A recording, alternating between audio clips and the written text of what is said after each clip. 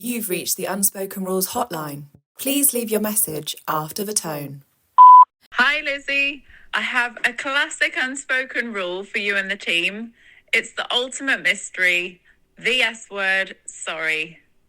It means a million different things and I'm struggling to keep up. Please help.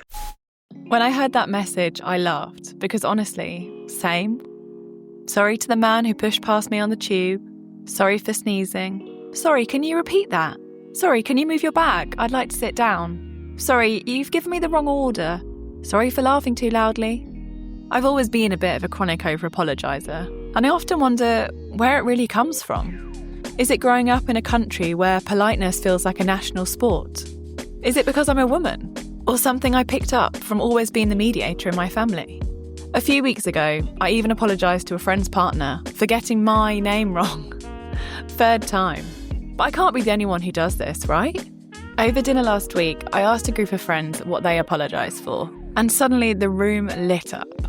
Everyone started trying to outdo each other with the silliest examples of over-apologising. One friend spent half her working day deleting accidental sorries from her emails. Another apologises for crying. And one is trying to teach her 3-year-old what sorry means, while barely understanding her own relationship with the word. Turns out, we're all at it. But then again, there are the other ones. The people who never apologise. Not even when they should. Where did they get that? Was Elton right? Is sorry really the hardest word? Before we can understand why some of us apologise constantly, and others rarely do, we need to look at what an apology actually is, and what it's meant to do. Let's find out. Welcome to Unspoken Rules, the podcast exploring the rules we all follow, but rarely talk about. So what actually is an apology? And where do they come from?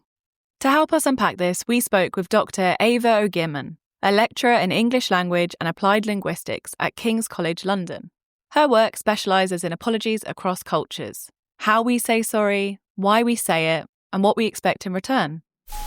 Well, an apology generally presupposes that something happened, somebody did something that was wrong, and they want to put it right by apologising, right? It's not something that's always been around. I kind of give you a very short history of apologising. In the past, you would apologise by asking forgiveness, and you would ask forgiveness for your sins, and the forgiveness would be granted or not by God or the church or whatever. So that's where apologies actually go back to. They were very serious acts of asking for forgiveness. Over the centuries, they've become more and more frequent. They've become interpersonal, so people started apologising to each other, and they've become more and more superficial as well, especially in English, where you can say sorry for all sorts of things without meaning it. Ava talks about forgiveness as central to apology, and it made me wonder about people who deal with apologies professionally. What does it look like when your job is to sit between people in conflict, hear their remorse, their frustrations, sometimes their anger, and stay completely neutral? To explore that world, we spoke with Stephen Wildblood, a mediator who works with families during times of separation and conflict. He hears apologies constantly and has to separate facts, emotions, and his own unconscious biases every day. It can be used to try and absorb you into a point of view. So someone expresses full of remorse and regrets and sadness about what has happened. And I think we all have within us, I certainly do, a sympathy bias. So I have to really struggle. If I start feeling sympathetic for someone, I really have to give myself a bit of a kick and say, look, you've got to look at this impartially. And if someone says, sorry, I really regret what I did, it was awful, and I'm so unhappy about it, you have to maintain your impartiality and distance and not get into sympathy bias. In the UK, we're almost compulsive in our apologising, which means someone like Stephen must hear them non-stop. As a British person, apologising is something I constantly do, even when I'm not in the wrong. I can't be the only one who says sorry when someone else bumps into them, or when someone confidently sits in the wrong cinema seat, even though if they actually checked their ticket and paid a bit more attention, they'd realise it's clearly mine, and they are meant to be sitting 2 rows behind. I mean, D and G do not even look similar on a piece of paper. Sorry, I got lost there for a moment. Anyway, apparently I'm not alone. In her book, Watching the English, social anthropologist Kate Fox tested this. She spent months deliberately bumping into people across England and even got colleagues to do the same abroad. She found that 80% of English people who had bumped into said sorry, even though they weren't the ones at fault. So why do we do this? And how do we compare to other nations? Eva has carried out research into this to try and find out. So I actually have data where people respond and apologize to the same situations the same number of times, and then you can see how many of them have apologized and how many have avoided the apology. So yes, the British data had the highest number of explicit apologies. And as I said, 98% were sorry or I'm sorry. Then I had the Poles who used slightly fewer apologies. They used the word I apologize most often. Then I had the Russians. They asked for forgiveness. And again, the number went down there as well. And then I had the Germans. And that was the lowest number of explicit apologies I had in the data. However, with the 98% of sorry in the English data, you had the impression that people just automatically say sorry, whatever the situation. The Germans used many different expressions, and these were distributed more equally across different situations. So basically, the kind of result that comes out of that is that when a German person apologizes, they have thought about it, and they have made a choice about how to phrase their apology appropriate to the situation. And so the first thought is, do I apologize or not? If I apologize, who am I talking to? What's the situation? Which formula do I use? Which does meet the situation best, right? Whereas for the Brit, it's just sorry, sorry, sorry. And it doesn't matter who they talk to, what the situation is. And they produce many of them. But then you kind of think, if they don't even think about what's appropriate in that situation, how much does it mean, right? So somehow when a German person apologizes, it almost seems like they really mean it. Whereas when a British person apologizes, you never know because they say sorry a lot anyway, right? So clearly we apologise a lot. But as Eva's research shows, we don't always mean it. A country like Germany may apologise less, but they actually do so with more sincerity. And honestly, that makes sense. I know full well it was the other person who stood on my foot, yet I still say sorry instinctively. It's not just what we say, it's how we say it. Tone, posture, intention, timing. Stephen reads all of this in his work. He has to judge sincerity, not just from words, but from the person's body language and emotional presence. I think it's about 40% in general conversation is based on what people say. And I think it's about a similar percentage when we're assessing what someone is saying is based on body language. So an apology that is genuine is not communicated just by the words. It's by the circumstances and also how it is delivered. So the example of the adolescent, sorry, that's the word. And on a transcript, you would see the word sorry. What you wouldn't pick up is the body language, the tone, and everything else. So a good apology has to be consistent and communicated in a way that makes it sound genuine. But apologies don't look the same everywhere. In some cultures, apology involves more than a word. It might include a bow or a symbolic gesture that expresses humility and respect. Meaningful acts that carry real weight. And then there's us, awkwardly knocking knees with someone on the tube and worrying if our mumbled sorry was even loud enough because they've got their AirPods in. Elsewhere, apology is less about expressing regret and more about asking directly for forgiveness or acknowledging harm. Eva explains this beautifully.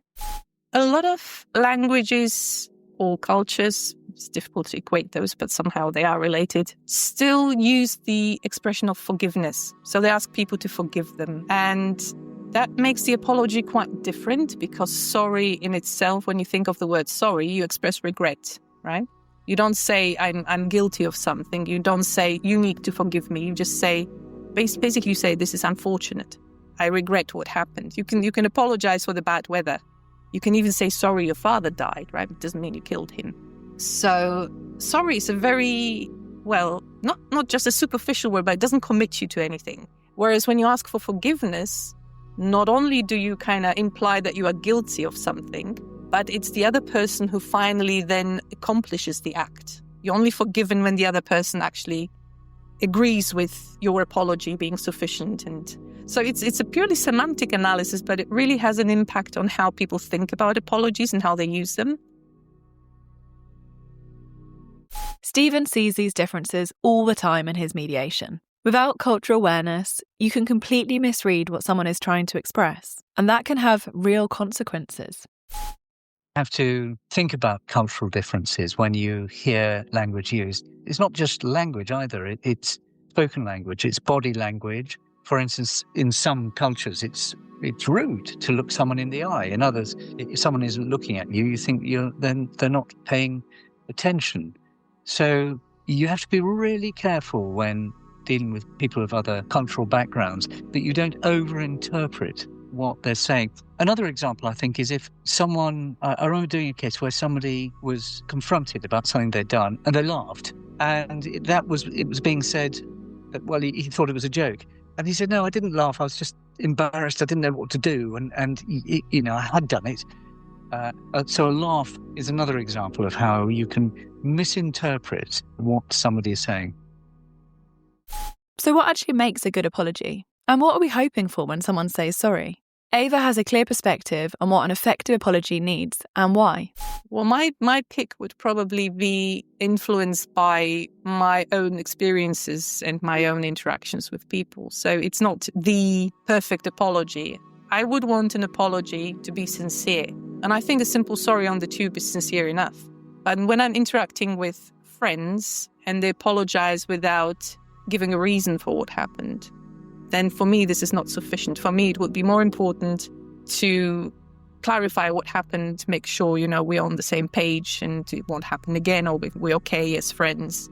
What I don't particularly appreciate is when people give you an apology but don't really address the problems that led to the offence. And that's, I think, to some extent also a British thing, because some people think maybe it's better not to stir things and make them worse. Just enough, kind of superficial apology will do the job. For me, it doesn't do the job. Finally, we wanted to hear from you. We asked some of our listeners to send in their best and worst apologies. A time when I had a big apology was my ex-girlfriend now.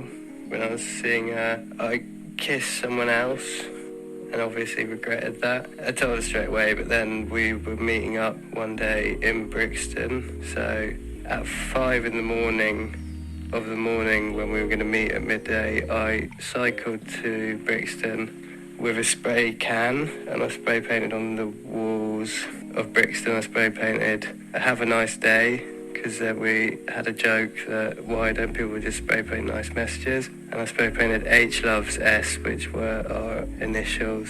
When we went at midday, I took her sort of to those spots. I was like, look at that. She wasn't that impressed, but that was my attempt at an apology. It didn't work out, of course, but yeah, that was it.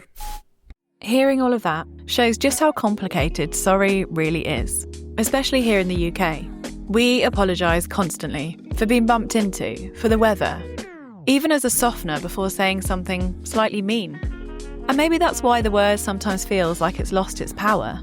It's stretched so thinly across so many situations that it can almost sound automatic. But is that actually a bad thing? Maybe sorry hasn't weakened. Maybe it's just evolved. Perhaps we instinctively recognise the difference, the quick, polite, social sorry, and the apology that genuinely carries weight, the one that needs context, emotion, and accountability behind it. Because as Eva and Stephen reminded us, a real apology isn't about the word itself. It's about sincerity. It's about recognising impact. It's about timing, tone, and cultural awareness.